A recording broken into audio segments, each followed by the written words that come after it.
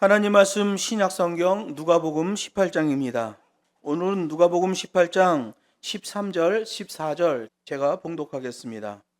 세리는 멀리 서서 감히 눈을 들어 하늘을 우러러보지도 못하고 다만 가슴을 치며 가로되 하나님이여 불쌍히 여기옵소서 나는 죄인이로소이다 하였느니라. 내가 너희에게 이르노니 이 사람이 저 사람보다 의롭다 하심을 받고 집에 내려갔느니라. 무릇 자기를 높이는 자는 낮아지고 자기를 낮추는 자는 높아지리라 하시니라. 아멘. 본문 말씀을 가지고 끝까지 겸손, 끝까지 충성하는 자세의 믿음이라는 제목으로 세 번째 시간 하나님 말씀을 증거하겠습니다. 유대 종교는 종교 지도자들의 욕심 때문에 계속해서 타락했어요. 유대 종교가 타락하자 하나님은 계속해서 일꾼들을 보내셨어요. 이게 무한 반복이에요. 마치 사사기 시대와 비슷하죠. 하나님의 백성들이 타락합니다. 하나님이 선지자들을 보냅니다. 그땐 좀 나아져요. 좀 있다가 또 타락합니다. 또 하나님이 일꾼들을 보내셔요. 무한 반복이죠. 그러다가 구약 시대의 마지막에 인카네이션 사건이 벌어져요. 예수님이 성육신하시죠. 하나님의 독생자가 이 땅에 성육신하는 사건이 벌어졌어요. 그리고 그분이 구원의 주님이라는 것을 알려주셔요. 구원의 주님이 오셔서 구약 시대에 주셨던 계명을 유대 종교 지도자들이 뒤엉클어놨던 것을 다시 원위치시켜요. 믿음으로 구원, 행위로 심판. 이걸 원위치시켜요. 계명을 원위치시키는 것이 바로 구약 끝에 오셨던 주님, 인카네이션 하셨던 주님의 사명이었죠. 그래서 예수님이 말씀하시잖아요. 나는 구약을 폐하러 온 자가 아니라 구약을 완성하러 왔다. 이렇게 말씀하셔요. 구약을 완성한다는 것은 욕심으로 가득한 종교 지도자들에 의해 왜곡되고 굴절된 하나님의 말씀을 원위치시키는 거예요. 그 원위치시킨 걸 보니까 믿음으로 구원, 행위로 심판이에요. 그런데 주님이 오셔서 그렇게 구약을 회복시키셨는데 또 범죄하고 또 종교 지도자들의 욕심이 나와지는 거예요. 구약 끝에는 인카네이션으로 오셨죠. 신약의 끝에는 파루시아로 오시는 거예요. 파루시아는 재림이라는 말이에요. 구약 끝에 인카네이션으로 오신 주님은 구원의 주님, 계명을 원위치. 신약 끝에 오시는 주님은 파루시아로 오시고 심판의 주님으로 오시는 거예요. 그 심판의 주님으로 오셔서 원위치 시켰던 그 계명으로 심판하시는 거죠. 믿음으로 구원, 행위로 심판. 이건 구약부터 신약까지 한 맥으로 흐르는 하나님의 말씀이에요. 그런데 타락한 종교 지도자들에 의해서 관대한 방향으로 만들어진 신학은 하나님이 절대로 우리를 심판하지 않는다는 거예요. 혈통으로 구원받는다는 거예요. 지금은 자기가 입으로 시인만 하면 구원받는다는 거예요. 관대한 신학이죠. 구약 시대에 심판당했습니다. 신약 시대도 역시 그런 관대한 신학은 전부 하나님의 심판 가운데 있는 거예요. 구약 끝에 인카네이션으로 오신 주님, 신약 끝에 파루시아로 오실 주님. 구약 시대에는 구원의 주로 오셨고 신약 시대 끝에는 심판의 주로 오시는 거예요. 그 판단의 기준은 주님이 원위시켜놨던 그 계명, 믿음으로 구원, 행위로 심판, 그거로 모든 것을 정리해 주시는 거예요. 그래서 성경은 구약에서부터 신약에 이르기까지 한결같이 하시는 말씀이 있어요. 영원토록 불변하는 하나님의 계명을 붙들라. 종말을 향하여 나아가는 하나님의 계명, 믿음으로 구원, 행위로 심판으로 돼 있는 거예요. 그런데 주님이 말씀하셔요. 마지막 때에 인자가 세상에 올 때, 인자가 신약의 끝에 파루시아로 재림할 때 이 세상에서 그 믿음을 보겠느냐? 법과 식대로 실천되어지는 그 믿음을 보겠느냐? 라고 말씀하시는 거예요. 관대한 신학 때문에 역시 굴절되고 왜곡된 신앙생활을 하게 된다는 거예요. 그러면 다 심판이죠. 종교적 열심은 하나님의 진리에 대한 객관적 열정으로 나와야 됩니다. 이 객관적 열정이라는 것은 하나님이 말씀하신 그 계명, 하나님의 진리, 저쪽에서 보던 이쪽에서 보던 동일한 진리, 그 진리로 할 때에 객관적인 열정이 나오는 거예요. 그런데 본문에 나오는 바리새인들 보면 저쪽에서 봐도 이쪽에서 봐도 하나님의 진리인 그런 객관적인 열정에서의 열심이 아니라 자기 욕심 추구 때문에 나와지는 열정이에요. 열심히 하는데 죄가 되는 거죠. 오버하는 거예요. 본문에서 그 말씀을 다뤄요. 땅의 소출에서의 11조를 하나님이 명령하셨다. 그런데 바리새인들은 자기네 열심을 거기다 더해. 이미 소득의 11조를 낸 걸 가지고 특별한 물건을 샀는데 그 물건에 11조를 하라는 거예요. 바리새인들은 그걸 지킨다고 자뻑 기도를 해댔죠. 주님은 말씀하십니다. 오버하면 부족함만 못하다. 여러분, 진리라는 것은 객관적 열정인 거예요. 그래서 막 이벤트하고 프로그램 돌리는 사람들이 보면 이 진리에 의한 객관적 열정이 있는 사람은 아무것도 안 하는 것처럼 보여요. 여러분, 열심은 하나님의 말씀이 기준된 열심이에요. 자기 느낌과 자기의 욕심을 향한 열심은 하나님에 의해 징벌을 받게 되는 거예요. 그런 과유불급의 행위는 의롭지 못하다. 주님이 말씀하셨어요. 하나님의 계명과는 아무런 관계가 없다 라고 말씀하셨어요. 그런 과유불급의 종교적 행위는 되레 하나님의 계명을 거스르게 된다 라고 말씀하시는 거예요. 하나님의 말씀이 아닌데다가 자기들 생각을 덧붙여서 수립한 바리새인들의 11조 규정, 주님이 말씀하십니다. 과유불급이다. 하나님의 본 뜻을 왜곡시켰다 라고 말씀하시는 거예요. 여러분, 우리는 믿음 생활할 때에 이런 진리에서 나와지는 객관적 열정을 잘 봐야 돼요. 그렇지 않으면 자기 혼자 떠들다가 자기 혼자 무너지는 자가 되는 거예요. 오늘 본문 13절에 보면 세리는 자기 자랑 자뻑 기도하는 바리새인과 달리 멀리 서서 기도했다는 거예요. 여기서 멀리라는 말은 성전 내부의 핵심 지역에서 기도했던 바리새인과 반대로 성전 바깥 이방인 뜰에 서서 기도했다는 의미예요. 이 세리는 주눅이 들어있죠. 이 세리는 자괴감에 빠져 있어요. 세리는 유대인입니다. 유대인이면 유대인의 신분으로 성전 내부에 들어가서 유대인의 자리에서 기도할 수 있어요.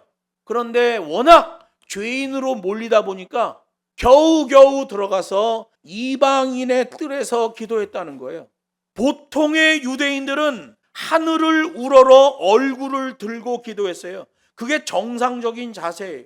시편에서도 그 정상적인 자세의 기도 모습을 말하고 있고요. 복음서 여러 곳에서 유대인들이 손을 들고 얼굴을 하늘 쪽을 향하여 들고 기도했다라고 말씀하고 있단 말이에요. 그런데 이 세리는 유대 사회에서 특별히 종교 지도자 바리새파로부터 얼마나 업신여김을 당했는지 잔뜩 주눅이 들어있는 거예요. 유대인이면서도 유대인의 위치에 가서 기도도 못하고 겨우겨우 들어가서 이방인 뜰에서 기도하는데 고개도 쳐들지 못하고 푹 수그리고 기도를 했다는 거예요. 세리들은 그렇게 성전 바깥 이방인 뜰에서 겨우 기도하면서도 얼굴을 하늘 향해 들지도 못하고 기도했다고 예수님이 지금 말씀하시는 겁니다. 모든 사람들이 얼굴을 들고 기도했는데 세리는 그런 정상적인 기도의 자세조차도 취할 수가 없었다는 거죠. 여러분, 여기서 우리는 살펴볼 게 있어요. 타의적 죄인의식과 자의적 죄인의식을 봐야 돼요. 타인에 의해 죄인의식이 들어오는 것은 성경에서 옳지 못하게 봅니다. 타인에 의해서 내가 죄인이구나 라고 느끼는 의식은 좋지 않아요. 성경에서 말하는 죄인의식은 자의적 죄인의식이에요. 하나님의 계명을 보고 아, 내가 죄인이구나 라는 걸 깨달았다. 그건 하나님의 말씀이 기쁘게 봅니다. 꼭 기억하세요. 타의적 죄인의식은 성경에서 옳게 보지 않습니다.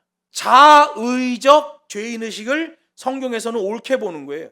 그런데 오늘 본문에 나오는 세리를 보면 타의적 죄인의식에 의해 자의적 죄인의식으로 과도하게 굳어져 있는 걸 보게 돼요. 요게 바로 문제죠.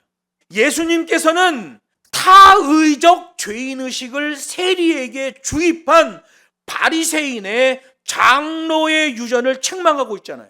세리가 죄인인 건 맞아요. 그런데 타의적 죄인의식을 강압적으로 집어넣어서 주눅들게 했다는 거예요. 이걸 지금 예수님이 문제 삼고 있는 거죠.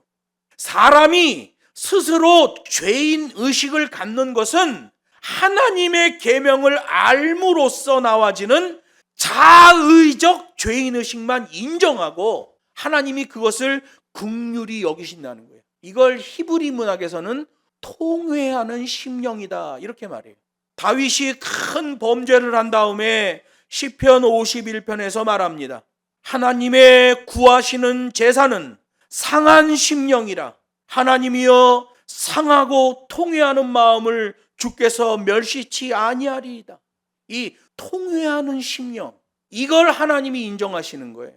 예전에 어느 교회에서 바닷가로 수련회를 갔는데 마지막 날 밤에 장작을 쌓아놓고 캠프파이어를 하는 거예요. 목사가 타의적 죄인의식을 집어넣습니다. 그랬더니 몇 사람이 울기 시작했어요. 찬양 음악이 크게 울려나고 껌껌한 밤에 불이 막 타오르고 옆에 있는 분이 막 우니까 막 따라 우는 거예요. 주일학교 애들도 막 우는 거예요. 담임 목사가 기분이 좋았어. 야, 오늘 성령의 은혜가 임하는구나. 나중에 집회가 다 끝나고 목사님이 주일학생한테 물어봤어요. 예, 너 아까 왜 울었니? 그랬더니 무서워서요. 밤에 껌껌한 데서 어른들이 막 우니까 주일학교 애들이 막 따라 우는 거예요. 왜 울었나 보니까 무서워서 울었대. 하나님이 기뻐하지 않아요. 통회하는 심령 일때 하나님의 말씀이 그를 긍휼히 여기는 거예요. 주눅이 들고 자괴감에 빠진 세리는 가슴을 치며 기도했다고 성경이 말합니다. 여기 가슴을 쳤단 말이 에튜프텐이라는 말인데요. 계속 치며 상처를 내 자신을 처벌하다라는 뜻이에요. 계속 가슴을 쳤다는 거죠.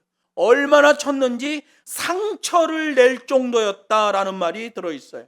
그게 바로 통회하는 심령이에요. 시편 51편 17절에 나오는 하나님이 원하시는 제사는 상한 심령이라. 상하고 통회하는 마음을 주께서 멸시치 아니하리라. 이 통회하는 심령, 상하고 통회하는 마음, 세리의 자세에서 나와진 거예요. 에튜프텐, 계속 스스로 치며 상처를 내 스스로를 처벌하다. 이 표현을 정확히 말하자면 죄의 근원지로서의 마음을 치는 깊은 참회의 애통이에요. 바로 통회하는 심령, 자의적 죄인의식. 이건 성경에서 지지해 주는 거예요. 세리라는 직업을 통해 범했던 죄된 삶을 청산하고 그동안 착복한 것은 율법적 추가 배상액까지 다 갚겠다는 말이에요. 이게 바로 수동적 능동태죠. 자기가 그 직업으로 다른 사람 걸 착복했어요. 죄인인 거를 자의적으로 깨달았어요. 보니까 율법에서 요구하는 배상액이 있어요. 그 배상액까지 갚겠다는 거예요. 그 배상액에 대하여 수동적 자세죠. 그대로 따르겠습니다. 그걸 갚겠습니다. 능동태죠. 수동적 능동태. 자의적 수동적 능동태. 이게 자세의 믿음인 거예요. 그냥 내가 믿었다고 믿은 게 아니라 이런 자세의 믿음을 말해요. 그 다음에 굉장히 중요한 단어가 하나 나와요. 그렇게 세리가 자신의 의지를 표현한 후에 이어서 불쌍히 여겨지기를 원합니다라고 기도하죠. 이게 변별력 특수 단어예요. 불쌍히 여겨지기를 원합니다. 여러분, 우리가 시험을 볼 때 선생님들이 예를 들어서 10문제를 출제한다 그러면 3문제는 변별력 문제를 내는 거예요. 이건 진짜 교과서 구석에 있는 내용을 본 애들만 풀 수 있는 문제를 내요. 모든 애들이 다 아는 문제는 한 7문제 되고 한 3문제 정도는 교과서 아주 구석에 있는 내용까지 본 애들만 풀 수 있는 문제. 그걸 가지고 등수가 나오는 거예요. 그걸 가지고 점수차가 나오게 하는 게 바로 변별력 문제라고 그래요. 30% 정도 되는 변별력 문제. 저도 북경에서 우리 학생들에게 시험을 출제할 때에 30% 정도의 변별력 문제를 냈어요. 이건 공부해야만 풀 수 있어요. 구석구석을 봐야만 풀 수 있는 문제. 오늘 본문에서도 변별력 특수 단어가 하나 나오는 거예요. 불쌍히 여겨지기를 원합니다. 힐라스테티라는 말이에요. 여겨지기를 원합니다. 수동태죠. 이 단어는 헬라어 문법이 이래요. 중간 목소리로서 일시적으로 죄에 대한 하나님의 진노를 만족시키며 하나님을 회유하다라는 뜻이에요. 그 상대방을 회유한다라는 말이에요. 중간 목소리로서 일시적으로 죄에 대한 하나님의 진노를 만족시키며 상대방을 회유하다라는 말이에요. 헬라어 문법에서의 중간 목소리라는 의미는 자기가 원하는 바를 말하기는 하지만 자기가 원하는 대로 되지 않더라도 모든 책임은 나에게 있습니다 라는 의미예요. 이게 바로 헬라어에서 말하는 중간 목소리라는 말이죠. 변별어예요. 우리가 흔히 어떤 애가 폼 잡고 목소리에다 힘주어 말하면 그런 얘기 하잖아요. 야, 목소리 깔지 마라. 이런 식으로 얘기하잖아요. 목소리를 깔아서 얘기한다. 이런 의미인 거예요. 헬라어에서는 중간 목소리로 말하다 라는 뜻이에요. 높지도 않고 낮지도 않게 인토네이션을 유지하며 중간 목소리로 말하다. 그 의미는 일시적으로 자기가 지은 죄에 대한 진노를 만족시키며 회유하다라는 의미예요. 율법에서 요구하는 바대로 행하겠다는 신앙 고백인 거예요. 모든 책임은 나 자신에게 있으며 하나님은 오로지 그것을 판단하시는 절대 주권자라는 사실을 고백하는 법적 용어죠. 변별어입니다. 그래서 여러분, 우리나라도 범죄를 저지르고 감옥에 가면 변호사가 반성문을 써줄 때 판사들이 얘가 죄를 뉘우치고 있구나, 그 변별 단어들이 문장 곳곳에 탁탁 위치하게 해준단 말이에요. 그게 변호사들이 해주는 일이에요. 그래서 1심에서는 10년을 선고받았는데 2심에서는 3년으로 줄고 3심에서는 집행유예가 나는 그런 일들이 있잖아요. 변별어예요. 오늘 본문에서는 힐라스테티, 불쌍히 여겨지기를 원합니다 라는 변별어가 나오는 거예요. 세리가 그렇게 중간 목소리를 내며 일시적으로 죄에 대한 하나님의 진노를 만족시키며 하나님을 회유하게 된 것은 자신이 받아야 할 형벌이 무엇인지를 알고 있기 때문이고, 그 죄에 대한 용서와 형벌의 주권이 오직 하나님께만 있다는 사실을 알았기 때문에 그래요. 그래서 세리는 자신을 많은 죄인들 중에 한 명이라고 표현하지 않잖아요. 하나님 아버지, 세리들은 죄를 지을 수밖에 없는 직업인데 많은 세리들 중에 저는 그래도 회개하는 세리가 아닙니까? 이런 식으로 기도하지 않았다는 거예요. 자의적 죄의식이 들어와서 하나님이 기뻐하시는 자의식이 나오고, 그것 때문에 변별력 특수 단어가 나오고 중간 목소리로 겸손함을 드러내며 하나님의 계명이 명하신 바 대로 행하겠습니다. 율법에서 명하는 바 그 보상을 다하며 더 하겠습니다 라고 기도하고 있는 거예요. 그래서 여기 13절에서는 이 중간 목소리라는 게 아주 중요한 거죠. 힐라스테티. 이 힐라스테티가 반드시 해석이 돼야 돼요. 이 변별 단어가 제대로 해석되지 않으면 이 본문 설교는 윤리 설교로 갑니다. 높아지는 자는 낮아질 것이요 낮아지는 자는 높아질 것이라, 여러분 겸손하세요, 이거로 가는 거예요. 근데 이 변별 단어를 해석하면 하나님 앞에서의 기독교인들의 자세가 어찌 해야 되는지를 알게 되는 거예요. 14절에 보면 끝까지 겸손, 끝까지 충성의 그 자세의 믿음을 인정하시는 하나님을 말합니다. 바리새인의 자세와 세리의 자세를 본 예수님은 바리새인보다 세리가 더 의롭다는 절대 판결을 내리시는 거예요. 이 절대 판결이라는 것은 14절에 나오는 의롭다 하심을 입고라는 이 단어예요. 이 단어는 완전 수동태입니다. 시점으로는 일시적 완전 수동태예요. 그래서 절대 판결인 거예요. 주권자에 의해 일시적으로 판단되어졌다, 이런 얘기예요. 왜 일시적으로 판단하실까요? 너 지금 회개했으니까 영원히 하나님의 백성이 되었다. 아니에요. 본문의 중간 목소리로서 일시적으로 죄에 대한 하나님의 진노를 만족시키며 회유했다. 일시적인 거예요. 그래서 일시적인 완료 수동태가 나오는 거예요. 일시적으로 회개했어요. 일시적으로 절대 판결을 내리신 거죠. 너 지금 일시적으로 고백한 그 말이 의롭다. 그 말 한마디로서 일생 전체가 의로워지는 게 아니에요. 그 일시적으로 말한 그 말이 의롭다는 거예요. 이로써 성경에서 말하는 하나님으로부터 사죄의 은총을 받는 신앙인의 참된 자세를 알게 되는 거예요. 세리의 기도는 전적으로 하나님의 자비하심에 근거한 기도였다는 거예요. 그 자세의 믿음 때문에 의롭다 하심을 인정받게 되잖아요. 세리의 기도에 저변에 깔려 있는 게 뭐예요? 주님, 저는 죄인입니다. 여러분, 우리가 개인적으로 기도할 때도, 어떤 회중 예배 가운데 대표로 기도할 때도 그 저변에 반드시 깔아놔야 돼요. 주님, 저는 죄인입니다. 이걸 깔고 기도해야지, 이게 안 깔리고 기도하면 바리새인의 기도가 되는 거죠. 14절 세리의 기도문은 시편 51편의 문구를 인용한 거예요.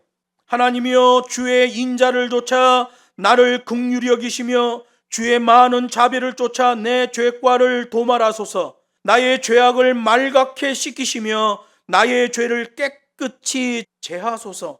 대저 나는 내 죄과를 아오니 내 죄가 항상 내 앞에 있나이다. 자의적 죄의식이죠. 하나님의 계명으로부터의 자의적 죄의식. 누가복음 18장 14절에 의롭다 하심을 받았다라는 데디카이오메노스라는 말은 일시적 완료 수동태예요. 주권자가 일시적으로 의롭다고 선포해 주신 거예요. 불쌍히 여겨지기를 원합니다.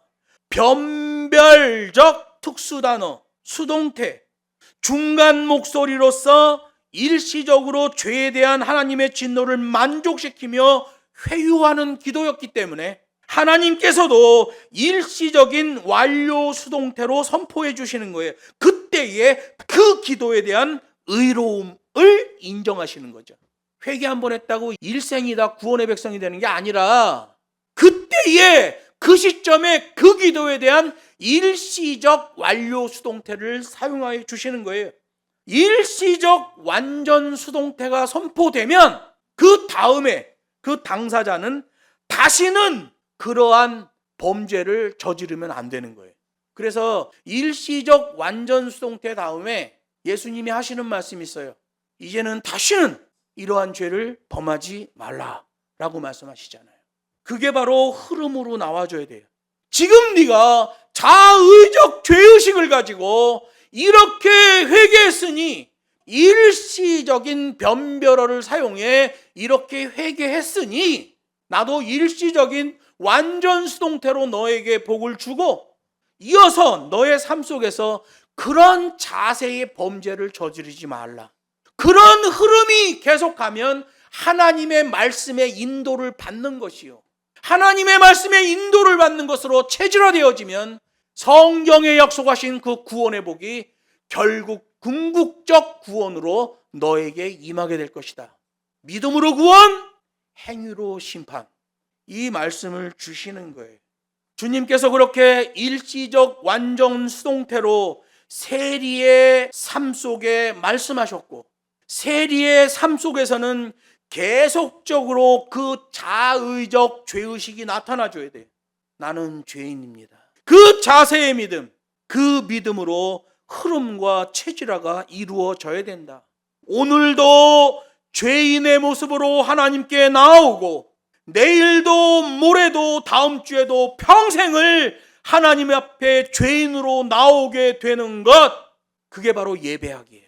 예배 때 나올 때마다 주님, 저는 죄인입니다. 죄인을 부르신 하나님 감사합니다. 이게 예배학이죠. 그런데 이 시대에 보면 강단을 유린하는 이벤트가 어마어마합니다. 이번 여름에 수련회 하면서 강단에서 어김없이 삐끼 댄스가 나왔고, 1인인가 엉덩이 춤 치는 거 있잖아요. 손가락 깨물면서 엉덩이 춤 치는 거, 그것까지 나왔어요. 그냥 타락의 끝을 모르고 빠져들어가고 있습니다. 각종 폐역한 수련회 프로그램들, 답답해지는 일이 아닐 수가 없어요. 오늘 본문에 나오는 세리는 자세의 믿음을 원판 그대로 보여줍니다. 가슴을 치며 에튜프텐, 스스로 계속 치며 상처를 내 자기 자신을 처벌하다. 통회하는 심령, 참회와 애통의 기도. 세리가 자신의 직업을 통해 범했던 죄된 삶을 청산하고 그동안 착복한 금액에 율법적 배상에까지 추가해 갚겠다는 의지를 표현합니다. 그 의지 표명에 이어서 불쌍히 여겨지기를 원합니다. 힐라스테티, 변별적 특수단어 수동태, 중간 목소리로서 일시적으로 죄에 대한 하나님의 진노를 만족시키며 상대방을 회유하다. 바리새인들은 인간의 공로에 따라 하나님께서 인정하시고 역사하신다고 생각했습니다. 그건 행위구원이에요. 공로주의입니다. 바르지 않아요. 그러나 인간의 높아지고 낮아짐은 인간 능력에 의하는 게 아니에요. 만유의 주권자이신 하나님에 의해 인간의 높아지고 낮아짐이 결정되는 거예요. 고로 인간은 겸손히 하나님의 권위를 인정하며 하나님께 모든 것을 의탁하고 이웃을 존귀하게 여기는 삶을 살아야 돼요. 세리의 교훈으로 볼 때 하나님 앞에서 죄인임을 깨닫고 이웃 앞에서 부족함을 시인하는 것이 진정 자신을 존귀하게 하는 길이에요. 하나님 앞에서는 나는 죄인입니다. 이웃 앞에서는 나는 부족한 사람입니다. 라고 고백할 때 그 사람은 존귀한 사람이 되는 거예요. 말씀을 맺습니다. 모든 그리스도인들은 예수님을 통하여 분명하게 선포된 재림과 종말을 알고 자세의 믿음을 견지해야만 합니다. 믿음을 나태하게 하는 세속주의를 배격해야 하며, 특히 하나님의 계명과 상충되는 관대한 신학을 조심해야 됩니다. 오로지 성경에 계시된 계명을 따라 자세의 믿음으로 마지막 때를 철저히 준비해야 돼요. 종교 지도자 바리새인의 자세와 세리의 자세를 비교하시는 예수님의 의도를 잘 간파해야 돼요. 근사하고 반듯한 자세의 믿음으로 살며 재림하실 주님을 고대하는 저와 여러분 되기를 주 예수의 이름으로 축복합니다.